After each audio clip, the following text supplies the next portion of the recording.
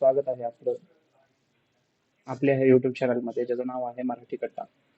ठीक आहे, तर आज आपण काय बघणार आहोत की ज्या लाडक्या बहीण आहेत, ज्यांना लाडक्या बहीण योजनेचे पैसे मिळणार नाहीत, अशा लाडक्या बहिणी कोणत्या आहेत. तर त्यांनी सरकारने काहीतरी गाईडलाईन्स आपल्यासाठी जाहीर केलेल्या आहेत. त्या हिशोबाने कुठल्या लाडक्या बहीण अपात्र आहेत. सध्या बरीच कटौती होत आहे लाडक्या बहीण योजनेमध्ये. तर त्याचे नियम काय आहेत, त्याचे रेग्युलेशन्स काय आहेत, त्याचा GR काय आहे, त्याबद्दल आपण थोडक्यात माहिती घेणार आहोत. तर चला बघूया की कुठल्या लाडक्या बहिणींना सध्या तरी योजनेतून वगळण्यात आलेले आहे. तर या लाडक्या बहिणींना पैसे मिळणार नाहीत. ते कुठल्या लाडक्या बहिणी आहेत ते बघूया. ज्यांचे आधार कार्डवर 21 पेक्षा वय कमी असेल आणि 65 पेक्षा जास्त असेल त्यांना हप्ता मिळणार नाही. ठीक आहे.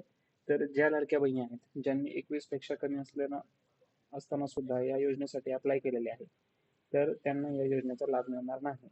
आणि ज्या महिलांनी समजा एक मागच्या वर्षी अप्लाय केला असेल आणि त्यांचं वय आता 65 पेक्षा जास्त झालेलं असेल, तर त्यांना देखील या योजनेचा लाभ मिळणार नाही. ठीक आहे. अजून काय आहे, तर दुसरी अट अशी आहे की ज्या महिलांच्या घरात कुटुंबातील एकही व्यक्ती इन्कम टॅक्स रिटर्न भरत असेल, कुटुंबातील एकही व्यक्ती इन्कम टॅक्स रिटर्न भरत असेल, त्या महिलांना लाडक्या बहीण योजनेचा लाभ मिळणार नाही. लक्षात घ्या मित्रांनो, त्या महिलांना लाडक्या बहीण योजनेचा लाभ मिळणार नाही. ठीक आहे. पुढील अट काय आहे?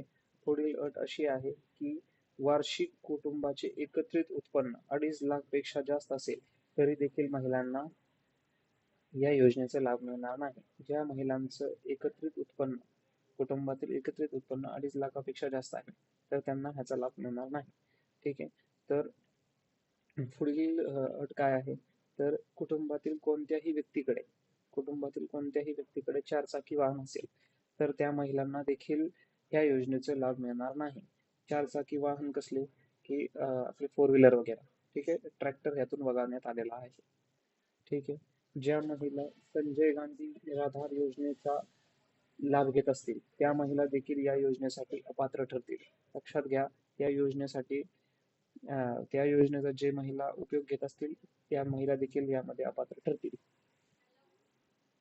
तर पुढील अट अशी आहे की ज्या महिला पीएम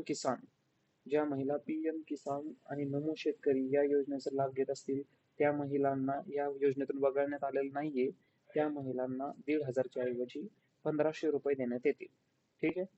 आणि शेवटची अट अशी आहे की एकाच कुटुंबातील फक्त 2 महिला ह्या लाभ घेऊ शकतील.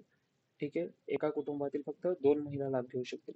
2 महिलांमध्ये देखील एक अट आहे की त्यातील एक महिला विवाहित असली पाहिजे आणि दुसरी महिला अविवाहित असली पाहिजे. ठीक आहे. तर ह्या नियमांमुळे आज या ठिकाणी थोडीफार महिलांमध्ये कटौती झालेली आहे. तर पुढील सूचना देखील आपल्या चॅनलवरती अपडेट केली जातील. तर आपण या चॅनलला लाईक आणि सबस्क्राईब आणि शेअर करायसाठी विसरू नका.